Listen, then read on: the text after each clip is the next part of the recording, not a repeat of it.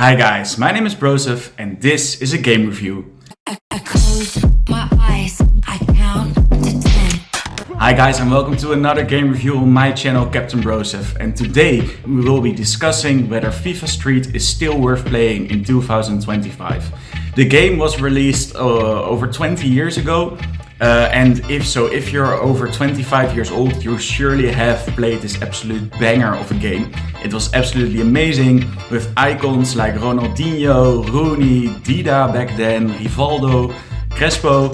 All of them were just regular players back then. They were still playing in the beautiful game called football, so you could actually play with them. For example, Hernan Crespo was only rated 35 back then, while right now he's an 86 rated icon in FC 25. But was it a good game back then?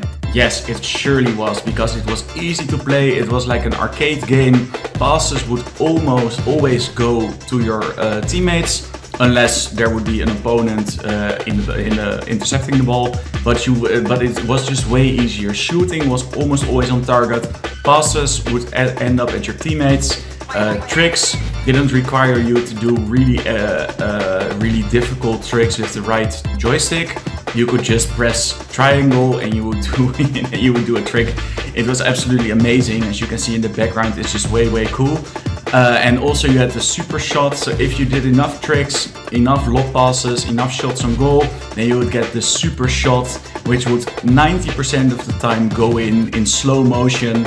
It was an absolutely brilliant game back then. So I have been playing this game a month ago and I've played half of the Ultimate Team, because there was some sort of an Ultimate Team themed campaign inside of the game in which you could build up your team and your own player as well, which I think is really cool. I think that Ultimate Team is still missing that you can't introduce your own player, your own pro, so that they would combine clubs and Ultimate Team. That would be really cool, but sadly you can't yet in FC 25.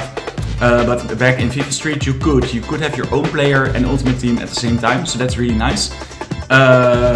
So I played it a month ago and it was still amazing. However, it's a bit one-sided. It's a bit repetitive. Let's put it that way, because there's not a lot of tactics involved. If you time your tricks well, then and your skill moves, then it's really easy to play through your opponent and to score.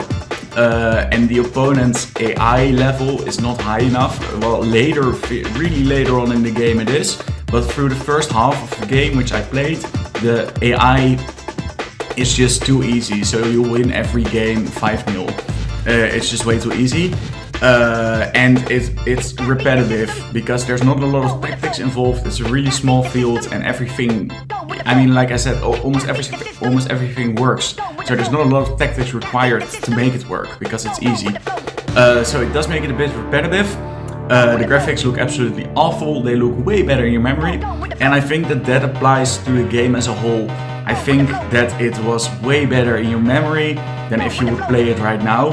So is it worth playing in 2025? I would say no. Just leave the memory as it is. If you think about it, you have the nostalgia, you have the melancholia. It's just it's an amazing game still, but it was the perfect game in your head, and I think that you should leave it that way. Just don't touch it again, because it was way better back then and you think of it as a perfect game. Leave it as it is. Leave it in the childhood. Don't change it. Leave it there and just focus on playing a little bit younger games or even new games. So that's gonna be my conclusion of today. I would leave it as it is and just keep the memories and be fond of them. So that's gonna be the end of this game review. If you did and agree with me, then let me know in the comment section down below, and subscribe to this YouTube channel, because more amazing videos are on their way. And for now, I'll see you guys in the next episode. Ciao!